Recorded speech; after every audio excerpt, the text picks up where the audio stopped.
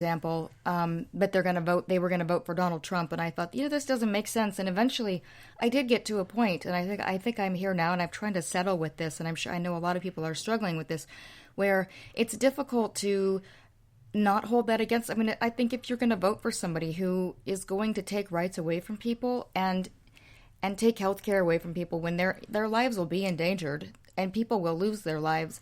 30,000 people will die in the first year alone if Obamacare is repealed, not replaced anything. So I can't tolerate. That's not something that I'm going to be tolerating, because to me that's a hate vote, and I can't tolerate that. It's just not acceptable. So I think it's weird, but I wonder if people are going to have any kind of wake up who voted for him and said they cared about these other things, or was it really just an identity thing?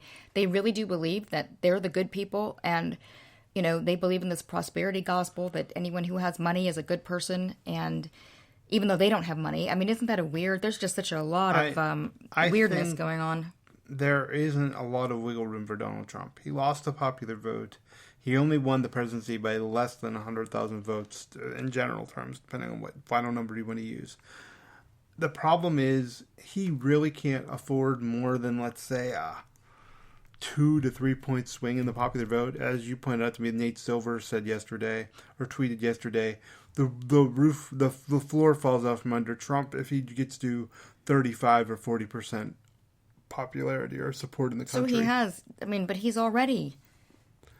Yeah, he's 37% is where his number is. So he's real close within the first few days of taking office of just having everything fall from under him. Yeah. And I think that's some of what we saw.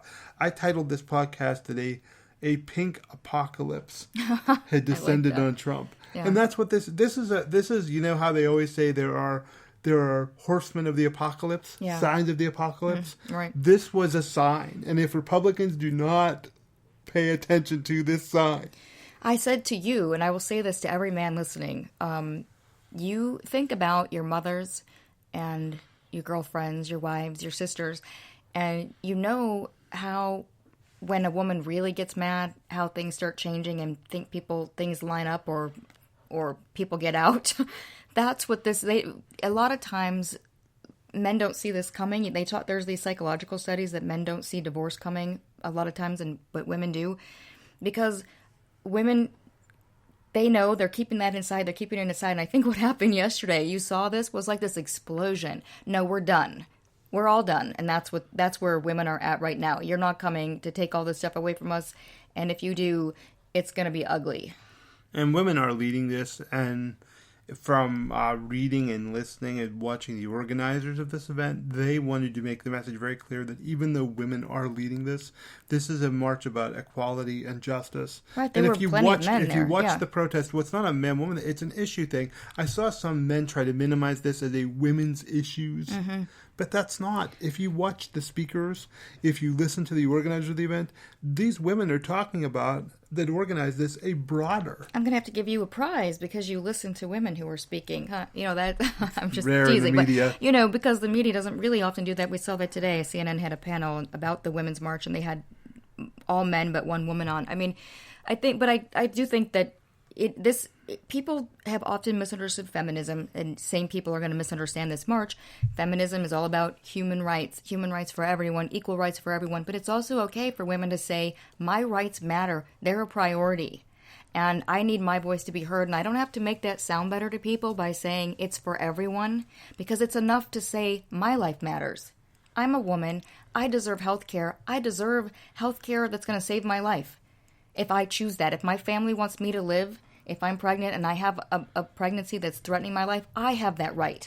No one else has the right to take that away from me. And people have to understand that women, in their hearts, they know their lives are on the line here. And that's okay for that to be the only thing they say. That has to be okay. It is important as well that this is a human rights issue, and it includes everything. These women were talking about every minority and every person, men, everyone. But I'm just saying that women have this habit of always saying, oh, it's okay, I've got to include everyone. No, it's okay for us to put ourselves first now. We are on the line. We're on the firing line. It's okay. I'm just saying the discriminators and the minimizers would try to, do the usual They're doing that. Yeah, they're definitely doing that. Of downplaying this, but it's really something much, much larger led by women. Right, and the reason men were there, and the reason that all, people from the LGBT community were there. The reason all kinds of people came together is they all understand that the importance of human rights. And they all understand that if one of us doesn't have our rights, none of us have our rights. And that's what it was very simple. The media seemed very confused at times yesterday about what this was about, and they kept saying that. And I thought, you're not reading the signs of their mission statement on their website. It's very clear. So, and lastly, before we close out the show, I wanted to touch on a little bit of that criticism of the march, not because I want to give weight to their criticism, but because it's important. That was a beautiful, peaceful march, and you got to search to find criticism for it. I mean, to find a legitimate reason is tough. So I give the right credit for always being able to find something to pick at. But remember that, and I was going to read you guys, and I don't have time now because we're closing, but I urge everyone to go read Dr. Martin Luther King Jr.'s letter from a Birmingham jail, where he talked about the criticism that he was getting for peacefully protesting. And he talked about how important it is to create tension in your community. It's peaceful tension, but it's still tension. Things aren't going to be comfortable. People aren't going to always approve of you when you're saying things they don't want to hear and when you're demanding to be heard. But that's okay, because change doesn't come unless people do that. And that's what the march did yesterday. And Donald Trump, whether he wants to admit it or not, he heard that message. I don't think he knows how to respond to it, and I don't think he would respond to it appropriately, even if he understood it. But he knows a loud voice. He does know that these people got all the press coverage. So there's a little part of him that's unsteady now. And all these folks need to do is just keep on the pressure to be heard. Yeah. All right. Exactly. With that, and I once again, I just want to say this was a historic march, and you wrote an article this morning and yesterday as well about how you compared it to other marches, and it really was this historic march in terms of numbers for a single-day protest, the largest in U.S. history. Well done, everyone in America. Take comfort in the fact that your citizens, your fellow patriots, are not going to sit at home and let this administration run over everybody. So thanks for joining us today. I got a little heated there, but that's all right. That's what this is all about, actually. So thanks for joining us today, and we will talk to you soon.